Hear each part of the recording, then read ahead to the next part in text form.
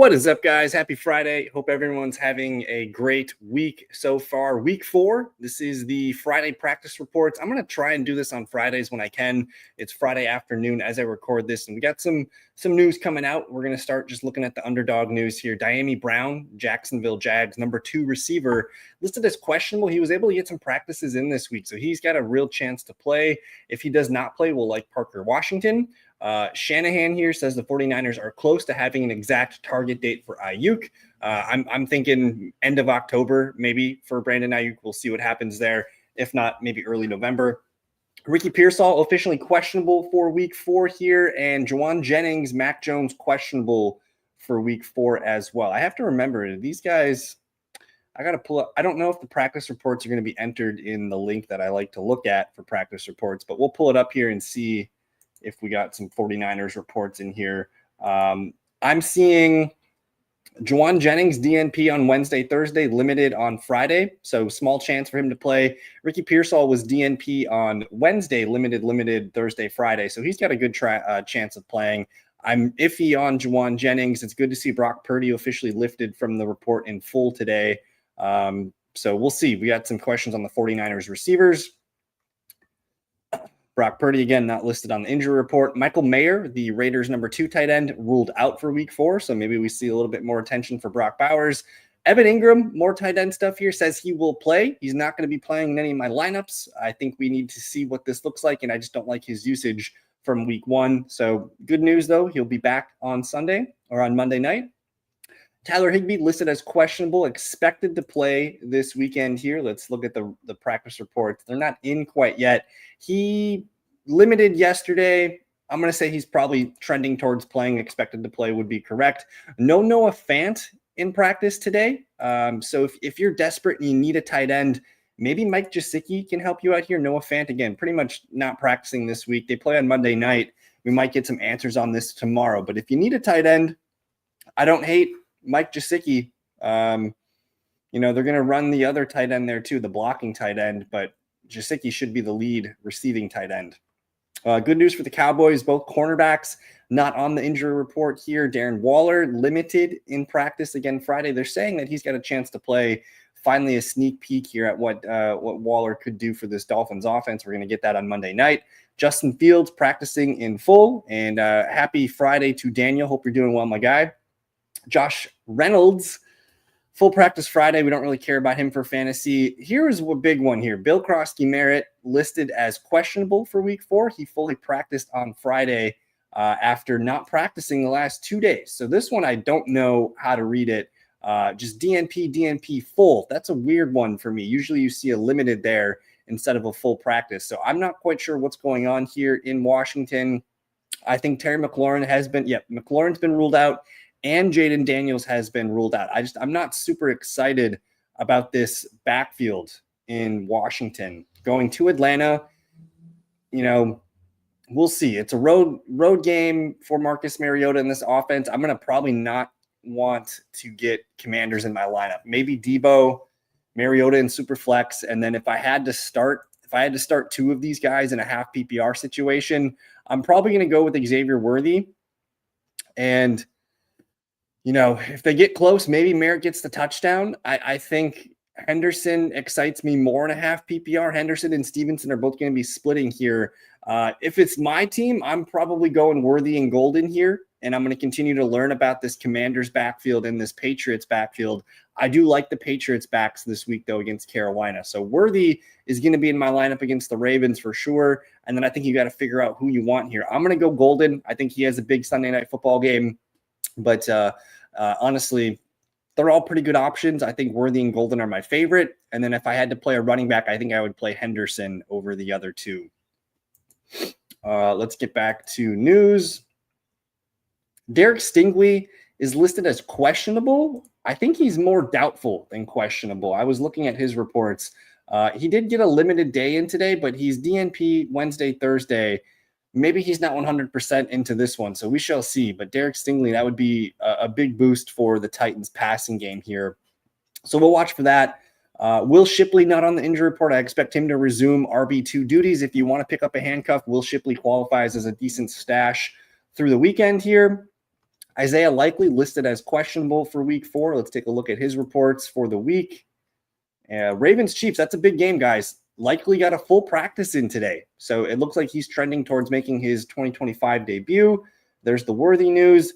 Jaylen Warren expected to play. They did list him as questionable. I think they feel good about him being out there, and maybe they're just kind of taking it easy here with the reports. He practiced all week. Limited non-injury on Wednesday, limited. They're probably just, we're a few games into the season here. They're probably just being cautious with Jaylen Warren, but I do like Warren this weekend. The Bears are listing DeAndre Swift and Colston Loveland as questionable for week number 4. Let's look at the Bears reports here. Loveland gets a limited practice in here. We're not using Loveland for fantasy. I just want to see him out there. If Loveland does not play, I think Cole Kmet is worth a look, because I noticed, and I think Swift's going to play, but if Loveland does not go, I noticed the Raiders, they're going to be without some guys on defense. I thought I saw it somewhere on Underdog, but pretty good spot for the Bears going to Las Vegas. Tight end for the Giants, not on the injury report. Malik Neighbors also lifted from the injury report. Some good news for Jackson Dart and company. Devontae Adams will be questionable, but he's expected to play. He didn't practice the last 2 days. I believe he got a limited day in today. Kyle Pitts was lifted with that toe injury. The Falcons list A.J. Terrell out, so that doesn't really – I don't know if that helps us for Mariota and Debo. Here's a note from Vrabel. Ramondre Stevenson isn't on any sort of discipline heading into week 4, so we'll see what happens with the Patriots back this week. There's the likely full – Alec Pierce ruled out. Jonnu Smith questionable. That's an interesting one. We'll have to keep an eye on for that. Tet McMillan is officially questionable, but he's expecting to play. Leggett ruled out. Chuba Hubbard questionable. That was an interesting one that popped up today. I think he's going to be fine. He limited the last 2 days, so I think he's going to be okay. But happy Friday, Tyler. Trade Etienne and Swift for Hampton and Jacoby Myers. PPR redraft. I think rest of season, I'd rather own Hampton than both of those backs. And then you get a little bit of a receiver help here. So if this is a PPR league where you need, a third wide receiver or someone that you want comfortable on your bench.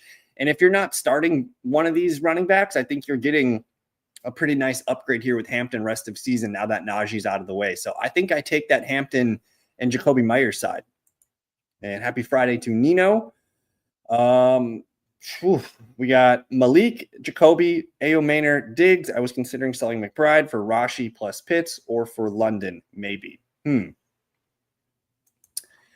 think you're going to be okay with Neighbors now that Dart's out there. I think Jacoby, he's had 2 good games, one not so great game last week, but he's still fine in a full PPR league. I think between Ayo Maynard and Diggs, I would like to upgrade that number 3 spot. I'm a little bit nervous about selling McBride because he's, you're gaining points at the tight end spot over everybody. So I might hold here. If there's another way to upgrade wide receiver 3, I would look into doing that. I do. If you can get Rashee Rice, though, I think that one does intrigue me. Rashee Rice plus Pitts, and we can always add tight ends via the waiver wire. I would probably have Rashee Rice over London there rest of season for me. Yeah, man, it does certainly feel pretty good for Matthew Golden and the Packers passing offense. I'm not sure how much Dallas's offense is going to have to score in this game, but we clearly know Dallas, they're allowing 900 passing yards, 7 touchdowns, 27.8 points per game to the quarterback position. And then they are pretty bad against receivers as well, giving up about 47 PPR points per game to opponent wide receivers. I think the upside for Matthew Golden, 15 to 20 points this week, is pretty sweet. Likely or Andrews rest of season. I think this could be a toss-up. I'm going to lean Mark Andrews because I think he's going to continue to out-snap and out-route him. The only way Likely hops him would be with an injury to Mark Andrews, and we finally saw Mark Andrews come to life last week. I'm going to lean Mark Andrews here, but I think it's a lot closer than people realize. Pick one side, Worthy / Pearsall or London / Kamara. I'm kind of feeling the Worthy Pearsall side. I am nervous about Kamara's role in this offense. They're not really they're throwing the ball downfield. That's not the problem. we're not getting those dink and dunks that Kamara has gotten throughout his career. So I'm a little bit shy there. I'm also a little bit shy with Atlanta's passing game right now. So Worthy, Pearsall, I think I'm a little bit more excited about those two guys. And happy Friday to Jonathan. We're struggling. Pickens matchup scares me, and Tua's CTE scares me for Tyreek and Sutton. Seems like a block, but I feel like it's going to be run heavy and need to pick two. I like Tyreek. I like Sutton this week. I think if we're just looking at the matchups here, the Packers, pretty good matchup, or pretty bad matchup for Pickens, that is. Now Sutton, Cortland Sutton on Monday Night Football against the Bengals. That's a good matchup. I'm not worried about Sutton. I think that's going to be fine. You said Sutton seems like a lock. I agree. Tyreek, on the other hand, he's going to get the Jets. The Jets do have, on theory, a good defense, but they're middle of the road here against wide receivers. I think they've allowed more quarterback points, about middle of the road here. So it's not a terrible spot, I think, for Tyreek Hill. If you're nervous about Pickens, I would be too. So I would rank Sutton and Tyreek probably both above Pickens this week. I haven't seen anything, and I think the good news with Worthy is like he got a full practice in today, and he's been practicing with the team for the last couple of weeks. So I feel like his conditioning is going to be fine. Sure, maybe he's not out there for 100% snaps, but 80% snaps I think is still startable, and they're going to find ways to get him the ball. So I think Worthy, unless you have a really good option ahead of him, he's going to probably be in my lineups. Worthy, London, Pearsall. I'm going to give the slight edge to London rest of season, just because we were really high on him coming into the year. We're one Michael Penix Jr. game away from having, a sigh of relief and everything looks okay. They get the bye week next week too. They're getting a gimpy Commander. So maybe London get back on track this week. So I'm going to go London, Pearsall, Worthy rest of season for me. And Pearsall is ahead of Worthy for me because we're going to have Rashee Rice to deal with for targets. I think these guys are both strong wide receiver twos rest of season, but I really like what Ricky Pearsall has been putting down the last couple of weeks, especially with Juwan Jennings now hurt. Terry McLaurin is considered week to week, so I don't know if he's going to play next week as well. I'm assuming Jaden Daniels will be back next week. He was practicing this week, which is a good sign. Baker Mayfield, Chris Godwin, Tristan Wirfs are questionable. A little bit nervous about Tampa Bay. I think you're playing Bucky Irving if you have him. I think you're playing Egbuka if you have him. Baker Mayfield, though, in a 1 QB league, I might be curious to see what else is out there for options. Here's a Matthew Golden quote for you guys. I know it's bound to happen. I'm not pressing, but I know whenever it does happen, it's going to boost your confidence. I know whenever I get the opportunity, I'm going to take off with it. So everyone's kind of feeling the Matthew Golden breakout game coming soon. I don't think so. He's going to be wearing a harness. They said he's going to be wearing a small brace. NFL doctors aren't stupid. If there's a high re-injury risk for him, they would hold him out and let him heal. I think his re-injury risk is just as high as anyone else getting injured on every play at this point. He's had a good 2.5 to 3 weeks to heal. So I think everything's on track. We haven't had any setbacks, no issues. I think he's going to be just fine. A.O. Manor, Jameson Williams, or Ollie Gordon. I mean, it feels weird to bench Jameson Williams here, but these Cleveland Browns are pretty dang good. And JMO, who usually needs a deeper target, might be affected by this one. I kind of like A.O. Manor in this one. The Titans, I know Houston is a good passing defense, but we have potential for Derek Stingley to be out. And Houston versus Tennessee, it's going to be an ugly game, but A.O. Manor has caught touchdowns in back-to-back games. I'm not going to play Ollie Gordon. You're fishing for a touchdown there, and we'll see what happens. I think I'm going to continue to play Jameson Williams here. I know he only had a couple catches last week, but at home, I'm going to shoot with Jameson Williams. But I think that's all we have for practice news. I just wanted to pop in on a Friday here and give you guys what is going on. If you guys do have questions, I will be back on Sunday morning, 10:30 a.m. Central Time. And you guys can always reach me on Twitter @TheFellowKGB. if you guys have questions that need answering over the weekend. Thoughts on RJ Harvey? I'm hoping that we get to see a little bit more of him on Monday night. It's like, I like primetime games because you can really just sit and focus and watch, the play-by-play and see how he's within the rhythm of offense. Against the Chargers, the thing that I noticed is, one, the Broncos didn't run a lot of plays. They usually run upwards between 65 to 70 plays per game. And in this game against the Chargers last week, they only ran 52. So there could have been more opportunities in a normal game flow for Harvey, and especially in a game where they're at home. You got the Bengals coming in who are riding a low right now. The Broncos are 7-point favorites. We might see the Broncos control this game from the get-go. Maybe we see RJ Harvey get, 4 to 5 carries. Maybe we see him get 2-3 catches, something like that. We just want to see some progress with Harvey where he's starting to get more touches within this offense. But for right now, he is not startable. Even, in a primetime game, 7-point home favorites, I'm not super trying to get him in my lineup. But J.K. Dobbins continues to look good. They trust J.K. Dobbins. He's been kind of a volume guy so far. We kind of need a J.K. Dobbins hiccup injury or something. I'm actually, so watching the game last night, a couple things. Walker looked fantastic. He did have 2 or 3 runs where he's like spinning and doing stupid stuff and losing yards. We got to eliminate those. But I thought Walker looked awesome. The second play of the game was a 29-yard screen pass, catch and run for him.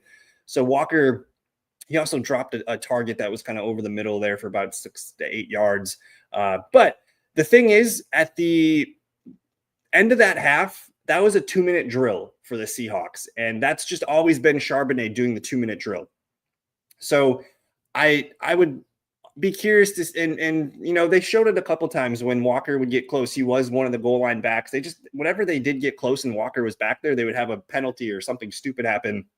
But end of that first half there, Walker did have that penalty, which could have played into it as well. But I know for the majority of opportunities on a 2-minute drill passing down situation, it's going to be Charbonnet out there. Yeah, I would have liked them to sub Walker in. I'm not worried about it. Walker still looked awesome. We got 12 fantasy points without him scoring a touchdown. So I think bigger days are ahead. He dominated. He ended up with almost 20 carries. We got 20 touches in a game with Charbonnet playing. I think there's reason to be optimistic about Walker's usage. Despite him not scoring the touchdown, I thought he looked far superior to Charbonnet. So better days ahead for Mr. Walker. But there you have it, guys. I'm going to get out of here. Enjoy your Friday nights. Let's get off the computers and have a good. I got one more question in here from Mr. Tyrone Force. Would you trade CMC, Wan'Dale, and Franklin for Cook, AJ Brown, and Rashi? I could also ask for London instead of AJ Brown. I usually don't like doing trades of this size. We're trading CMC, Wan'Dale, and Franklin. So 2 receivers that we don't really trust.